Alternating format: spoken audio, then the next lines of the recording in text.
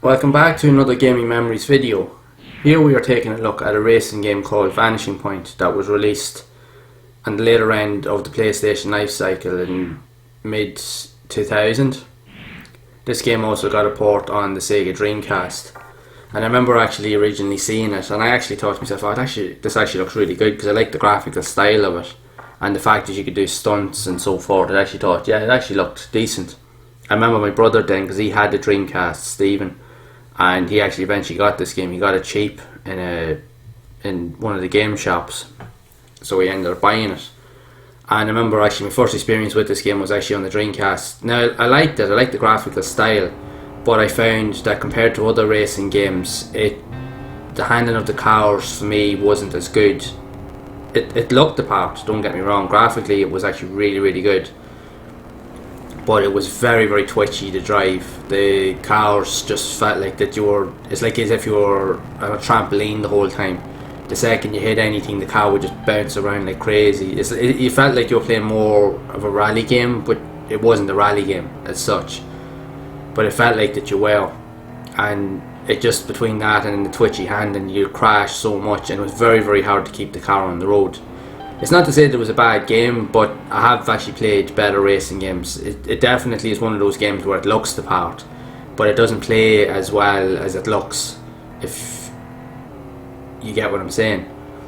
But that's not to say that it's a bad game. I did definitely try to play it through it, and I tried to get the most out of it while I could, and I could get so far on it, but it was very difficult to drive, because you keep spinning the car out. As soon as the car started to glitch out on you, you just spin out of control, and it was very difficult. And then coupled with that, the car would just bounce around like crazy as soon as you tipped anything or hit anything, and you would just topple the car very easily. So it could get very frustrating at times. But again, it's one of those games that was worth experiencing.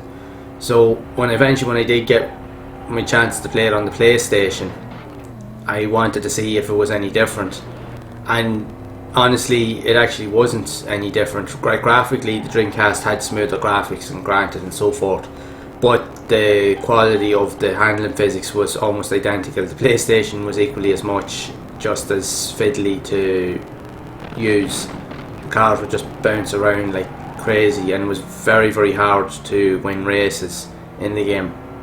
And even as soon as you tried to push the car to its absolute limit, more often than not you would end up crashing. So that just led to the overall frustration of playing the game. Now aside from that, the tracks were actually good, but I will admit they didn't actually suit the handling characteristics of the game, especially if you had sharp hairpins. It was very hard to get around the corner without crashing in the game, and this was a common practice in the game for most of the part. But you did have access to some really cool cars, like Ford Mustangs, you had Mini Coopers, you had big trucks. There was definitely a lot in offer here, and then there's loads of different game modes where you could do like different trials, like doing mad like jumps and stunts and stuff like that. So, and there was a good multiplayer aspect to it, so you could definitely have a bit of fun with it that way.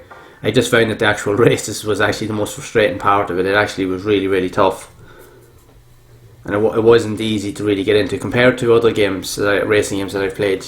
Now it's not to say that racing games should be easy. They shouldn't be. They should offer us a lot of adequate challenge, but at the same time, if the handling characteristics aren't up to par with the car, it can be, quite frustrating. But from the idea that I got from this game, because there's a lot of stunt based kind of events in it, because of the handling physics, it's definitely, I think, geared more towards a stunt based car game than an actual out and out racer. That was the kind of the vibe I was getting from it. So you'd spend probably a lot more time doing like all these mad stunts and events than you would actually doing tournaments and actual racing. But again, it's totally up to people and what they saw of it. So like you said, the selection of cars are really good, so there's definitely something, even if you want to play the game even just to drive those type of cars, because there's a lot of cars in this game here that probably wouldn't be in other racing games, so it is a good opportunity to experience them. But again, you could have a really good run, like you see here, and then all of a sudden, then towards the end, you could literally just mess up at any given point. It could literally just go pear-shaped for you very quickly. So it could. and it just leaves you having to constantly restart again. So it could be very, very frustrating.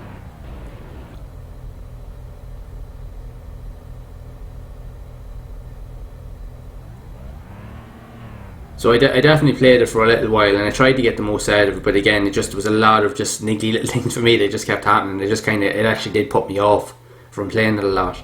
And I know myself, I do love driving games, and I am always willing to give driving games a good playthrough. But I just definitely found this one to be a bit more frustrating than others to play, I will admit. Even though it definitely looks the part, like it actually does look beautiful. It's a really good looking game, but it just, the handling characteristics for me just doesn't suit the visual style of the game, which is kind of a pity. But it is what it is. That's the thing. It's not meant to be realistic at all. So it's totally up to the individual and how they play it.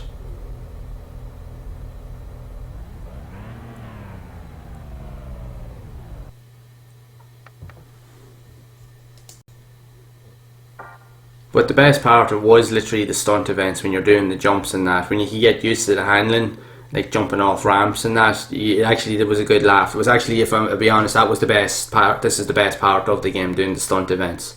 It's definitely, the game is definitely more catered towards that anyway. So you definitely could have a good laugh with that. So I definitely enjoyed that part of it.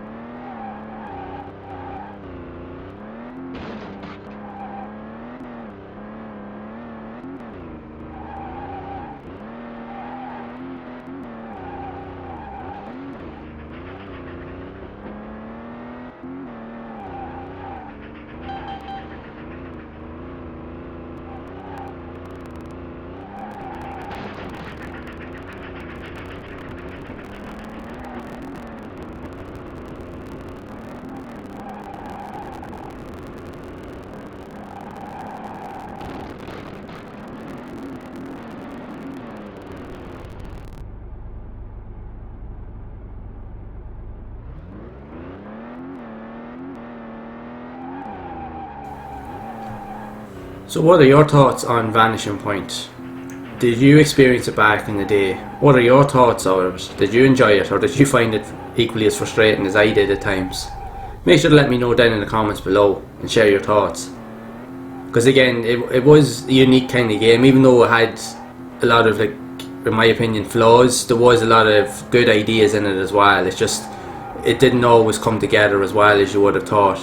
But again, that's just the way the game was, so it doesn't appeal to everybody, but there's always people out there that would have actually enjoyed it. So if you have, make sure to share it below.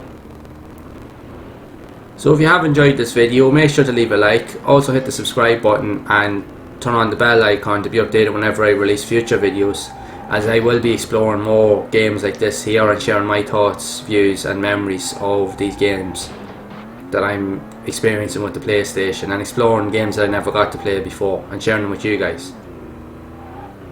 So until next time, make sure to keep playing those classic games and enjoying them, and make sure to keep those gaming memories alive.